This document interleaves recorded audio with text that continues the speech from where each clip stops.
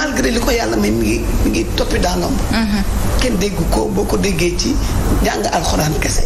te da ngay décliner la société bi moom ngay décliner mais turam sax pratiquement bëggul ko tudd wala ko wax. dëgg la te loolu dafa jar a bàyyi xel. wàcc ci boppam suufee. Très bien. En tout cas, merci beaucoup. Alors, on y va au sommet de l'Union africaine.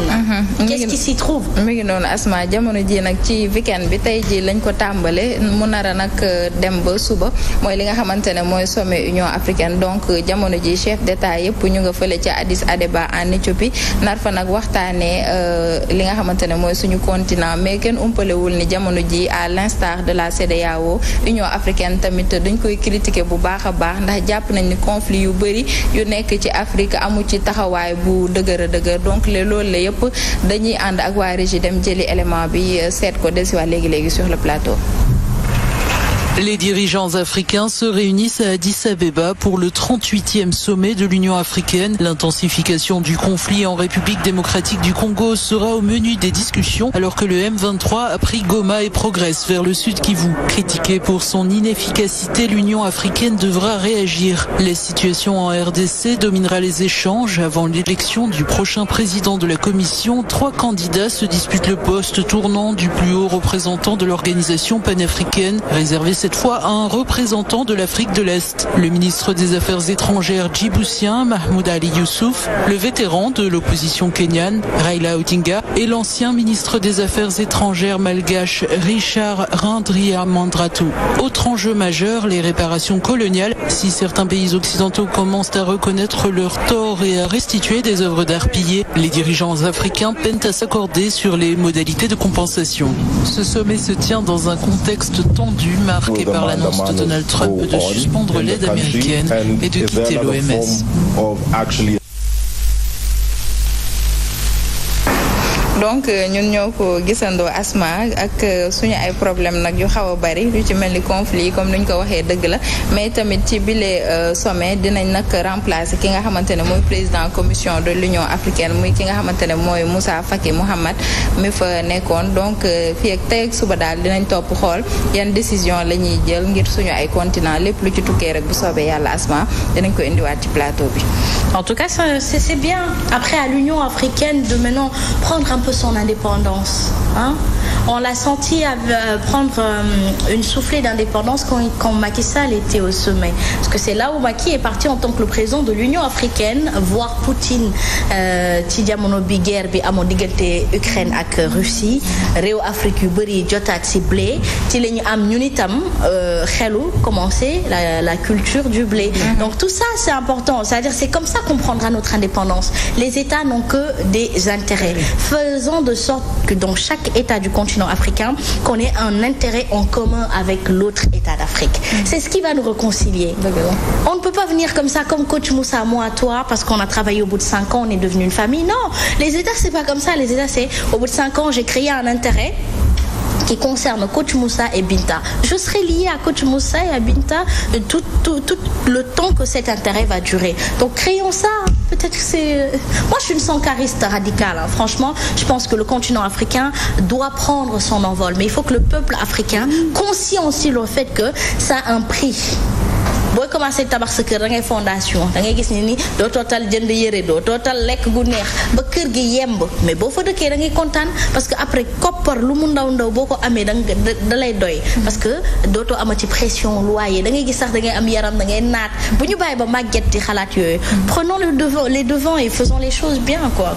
L'Afrique le mérite. C'est tellement vrai que li nga wax ni Asma ça revient toujours ci li nga doon wax ci troc bi. boo gisee yeneen dëkk yi ni mu doon développé ak li ñu doon am xam nga bu ñu boole woon États-Unis moo ñu ëpp benn dëkku Afrique États-Unis rek mën a nekk ñaaru dëkku Afrique pourquoi pas ñu boole li am Côte d'Ivoire li am Mali li am Guinée li am Centrafrique échange troc boobu nga doon wax muy am entre les pays.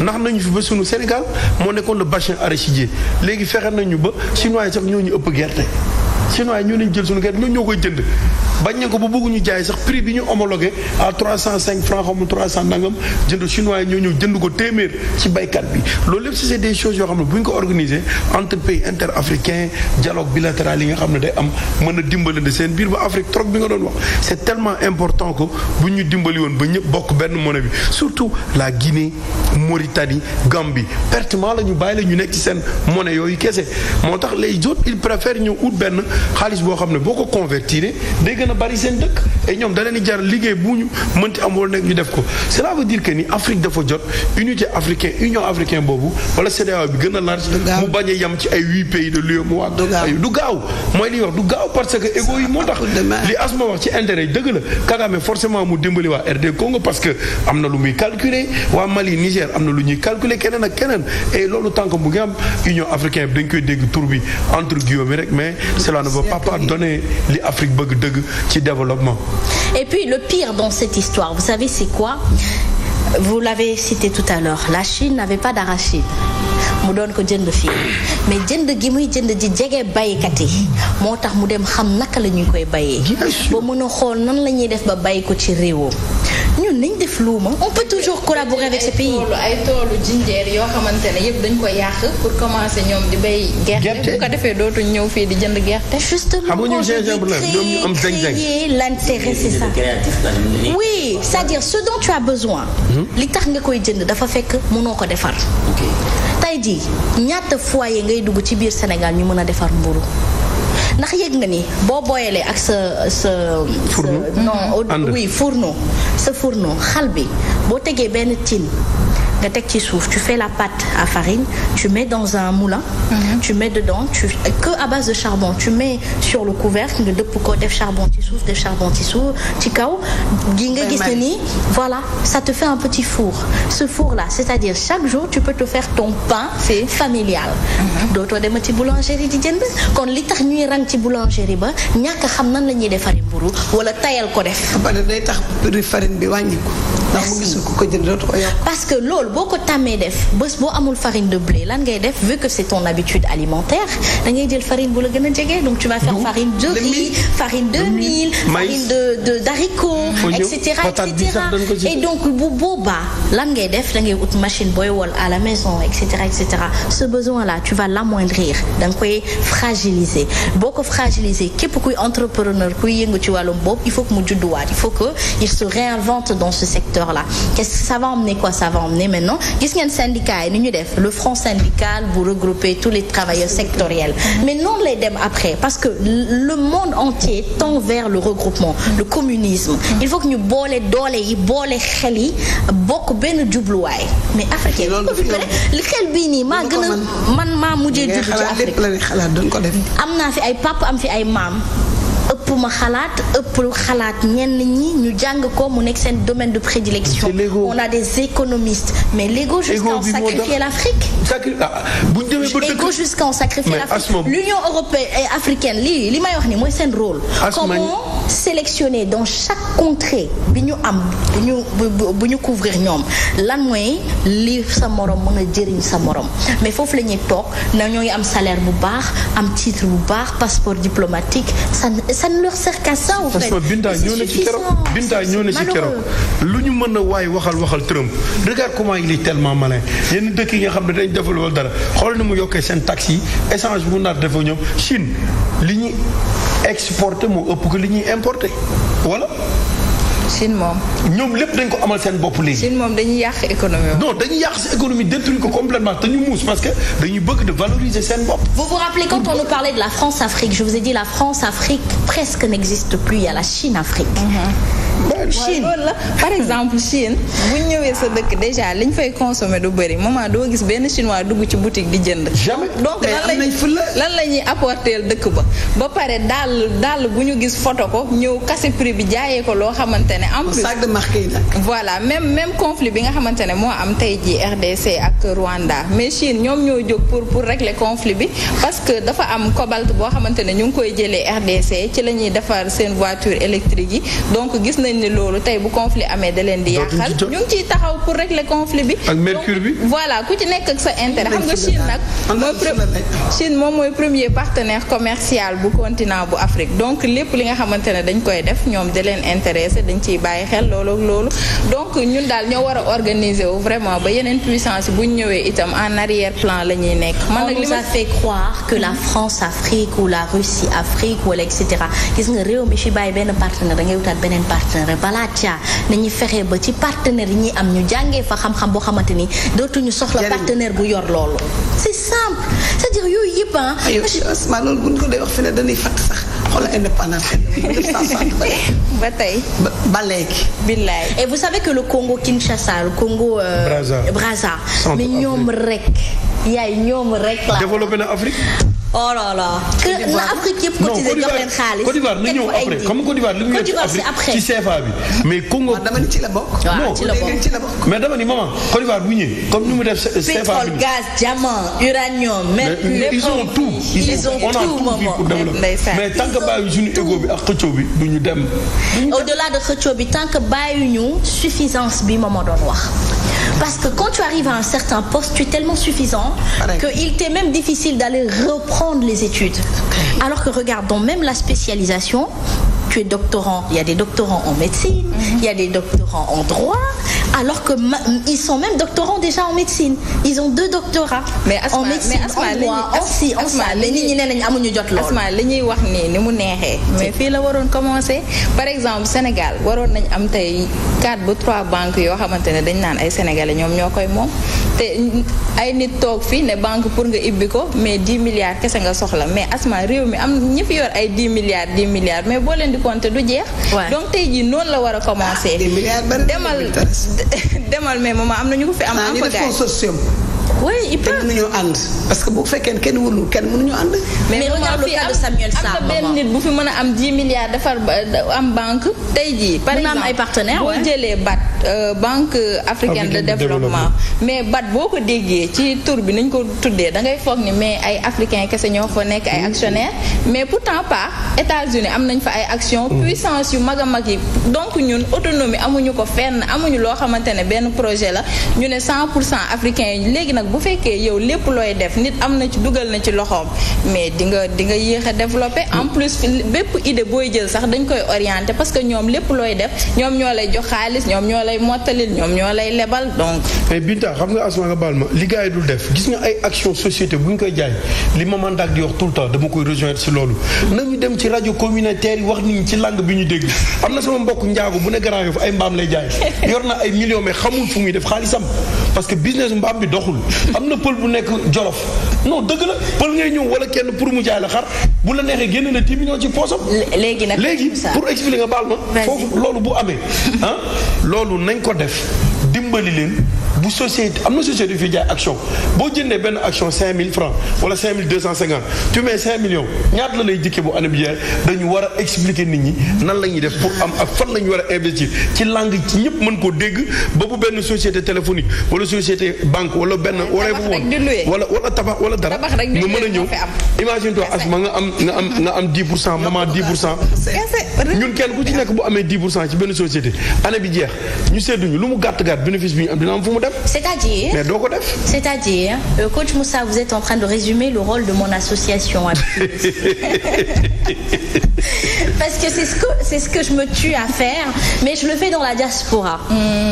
Il faudrait que chaque citoyen africain ou d'Afrique puisse se dire, nous pouvons développer l'Afrique. Chaque personne a une économie, une épargne en banque bu mu nekk di garder moo xam ci diaspora européenne, diaspora africaine, parce que quitter le Sénégal pour aller en Côte d'Ivoire, tu es de la diaspora, tu es dans une autre contrée que de sa contrée. Donc moment gis nga loolu boo leen di sensibiliser dinañ amaat amuuru seen réew.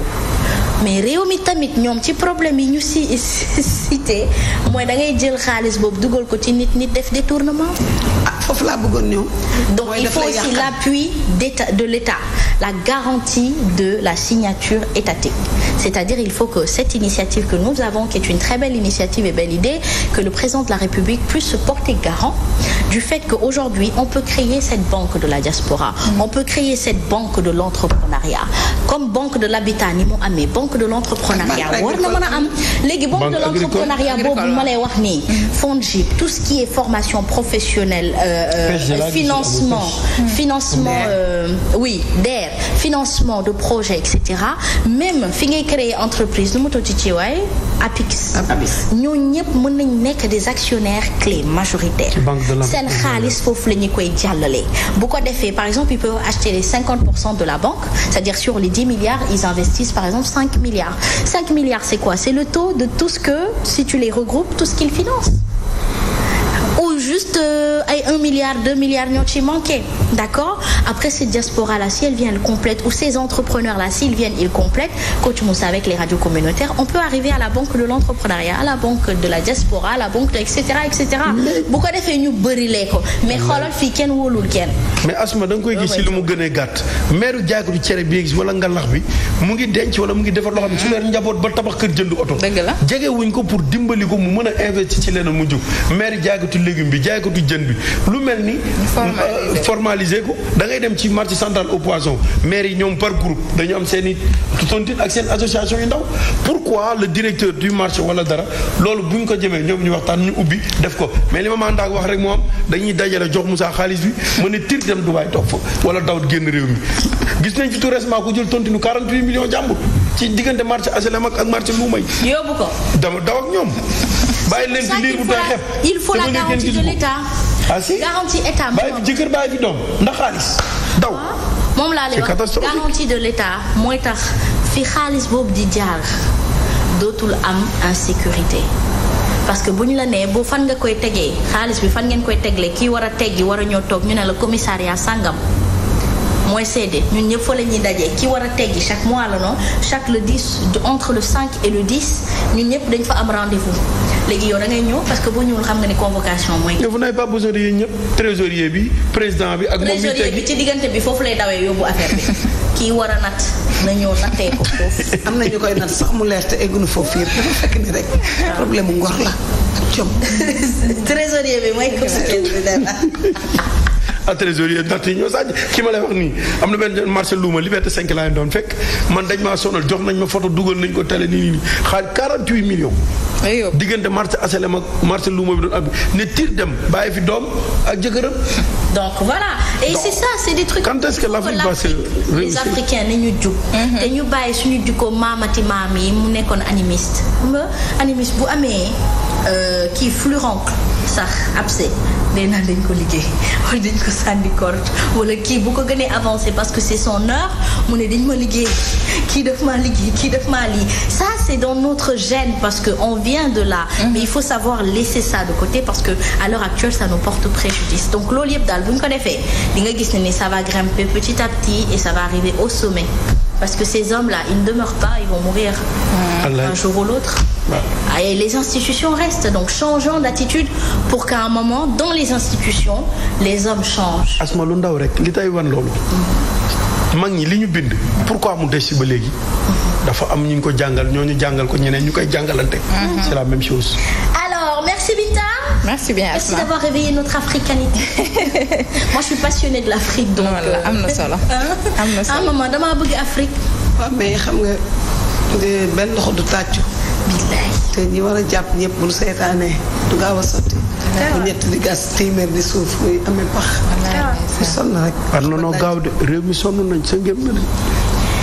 ñi fi toog ñoo war a am intelligence su génne koppar yi maa ngi dégg ñu naan xaw ma Elimane Lam la nouvelle tombe xaw ma ku fi milliard rek nga bëgg ko gëstu lor ñi ko mais day nëbbatu mais c'est ça aussi quoi c'est pas du tout intelligent de votre part c'est vrai qu'on doit payer les impôts mais boo trop d'impôts tue l'impôt de te nit ñi amuñu lu ñu lekk amuñu lu ñu naan jàmbaar yi nga fekk ñuy ay ndaw teel a jug teel a yeewu daw uti teraanga ba am ko mais boo taxalee ñëpp koy seet waaw ku nu taaraar nga wat de mi ngi noonu nag après nag boobu réew mi amulee xaalis nañ xam kan moo leen di faral. am jom yi nangoo liggéey nga xam ne c'est vrai dara lu dul daan seet doole teel a jóg dugg ci business bi. c'est vrai di lijjanti di dox di génn ba ñoom daal kuy takk or di dawal oto bu rafet la ñuy bañ a gis. c'est vrai que dernièrement ay entrepreneurs yu bëri ñu ngi en prison à l'image de Khadim Ba bu Locafrique. waaw Samuel Sarr aussi boo ko tëjee kañ lay fay. ak des na. Lat Diop. des na beneen entrepreneur bu ma échappé. mais li ci mën a nekk Asma ci kaawu Tahirou Samuel Sarr bi. Interpol. Samuel Sarr wax nañ am na contre expertise am na lu ñu def mais li ci intéressant tey jii mooy ñoom li nga xamante ne dañ ko tegoon te Senelec am si ay action nañu fexe au moins centrale boobu yegg. waxuma Samuel Sarr na ko diriger waxuma keneen na ko diriger nañu xool kan moo ko mën a diriger mais nañu fexe ba liñ ci def ba nee nañ léegi mu pare au moins courant bi mais mu wàññeeku mais par exemple tey Samuel Sarr ñoom def nañ seen benn kii am nañ litige léegi projet bi moom fan lay mujje ak xaalis biñ ci defoon Senelec nekk ci actionnaire donc foofu war nañu édifier ñu xool carrément kañ la ñuy livrer loolu bu ko defee courant bi wàññeeku ñun loolu moo ñu intéresse léegi nag la ca des ñoom bu ñu koy lijjanti après ñu lijjanti ko ñoom seen biir. ñoom de xam naa ni yaa leen gën a muus de ñoo ñële yaa leen gën a muus de. mais des fois dañuy gis arrestation wala yu mel noonu xoolal comme Kaaw la Diop le gars avec qui il a un problème gars bi mu ngi Dubaï wala génn na dëkk bi yow ñu téye ko moom fii. non Lat Diop yaa ngi su roche on dit que Lat Diop à une époque mayul ñenn ñi dara fu ñu génn wax mu génn toj kaas yi xam nga yooyu tamit c'est pour ça que maman quand elle parlait de détails et que sëñ Modou Kara di wax ni dañu war a bàyyi détails yi ñuy gérer détails da lay tardel et le diable il est dans les détails laissez les détails au diable allez-y tabax leen réew mi fexe leen ba réew mi naat. injustice moom duñ ko nangu képp kuñ ko fi teg. oui mais c'est pas comme ça tu peux pas venir faire le bras de fer avec tout le monde en même temps tu tues ton économie tu flambes les prix parce que conjoncture lan lay indi flamber des prix lii bu ma amoon 5 clients par jour may gis ñaar comme je suis habituée à avoir 5 clients mais je vais mettre sur mes prix les prix que je vends aux deux là le prix des 5. bien sûr loolu conjoncture moo koy def après lan mooy xew nit ñi dañuy dem ba agression yi comme dootuñu daje kenn ci mbedd mi ku yor dara dañuy fekk nit ñi fu ñu nekk et ce serait malheureux d'en arriver là parce que tout simplement on a mis tous les entrepreneurs en prison on peut pas enfermer tout le monde de waaw baax na alors mi ngi noonu nañ dem sama yaay. ndax yaay da ngay waxtaanee fànn bu am solo ndax au-delà de la conjoncture il y a l'état d'esprit le suicide qui existe c'est de plus en plus fréquent au Sénégal. waaw Asma Khadija xam nga dañu gis léegi lu raaroon suicide bari lool surtout chez les jeunes bi ci mujj rek mooy le jeune de l'université Gaston Berger bu Saint-Louis nga xam ne nit dafa lëndëm parce que nous en émission waxtaane ko Ndiaga a eu la sœur de Daouda xam nga comment il s'appelle Matar mu ne defu ko c'est pas suité parce que nit moo lëndëm nit moo naqari xam mais li am solo mooy ban contexte fan la nit ñi toll ba egg foofu te dañu war a xam ne nit ce qui fait sa force mooy ses principes ak ses valeurs sa principe mooy lan li nga ne nii laay doxalee sama àdduna nii laa bëgg a def nii laa bëgg a def c'est là où je veux en venir lan mooy sa ay valeurs mooy li nga xam ne mooy jom ngor ak muñ parce que coach la vie est une lutte éternelle boo juddoo rek liir bi jooy bi muy jooy mooy ci àdduna bu métti laa jëm maa ngi jëm ci àdduna bu doy waar mooy cri boobu liir bi di jooy bu juddoo kon nit mënul ñàkk jànkoonteeg ay difficultés que tu sois malade que nga ñàkk que nga nekk ci situation bu mën a doon am na ko tane dafa am benn anecdote bu ndaw rek sama benn dafa bu demoon ci benn dermatologue fa faju ànd ak yaayam nga xam naa dafa amoon genre urticaire mu toog ba ci affaire bi daanee ko muy jooy femme bi mu dal la yaayam lan lay jooy mun ko moom dafa am urticaire bu ko soleil bi kii rek dafay mel dañ ko jox mun ko moom benn allergie la man am naa ñeenti allergie nee na ci laa fambe sama rangoon ma xam ne comme man maa am benn di souffrir moom mu am ñeenti toog nii di ko muñ ba pare nekk jigéen àdduna dara yomb fii gis nga jom bi nit di am pour réussir à l'école sax da ngay ànd ak conviction bu dëgër pour mën a réussir parce que heure bi ngay jàngi sedd bu sedd nga sangu mbaaji ba nugg te obligé nga jug fajar sangu waaj préparé wu dem école jàngi toogoo ca table ba di nelaw di lire di jàng di wax moi monsieur ba egg ci benn niveau bi ba am yenn diplôme yi war nga xam ni yaa fus mayewu ko. njàmbaar a koy maye ak jom ak fit. dafa am foo xam ni coach dafa am lu ñu dese ñu def ko ci suñu doom yi mooy gis nga dafa am âge boo xam ne dafa mel ni buñ ci eggee dootuñu communiquer ak ñun. suñu tollee am ay 20 ans 25 ans looloo wax ak sa doom parce que pour yow majeur na bu ñëwee yaay ça va kii naka jàng mi yaa ngi jàng nangam mais comme ni mère yi daan def nga xam ne soo toogee ak ñoom 5 minutes après salutation rek ñu ngi lay ñaax baa yaa ngi am jom baa yaa ngi bañ bëgg di fi jàmbur baa yaa ngi góorgóorlu as góor du wor de as góor du jël lu moom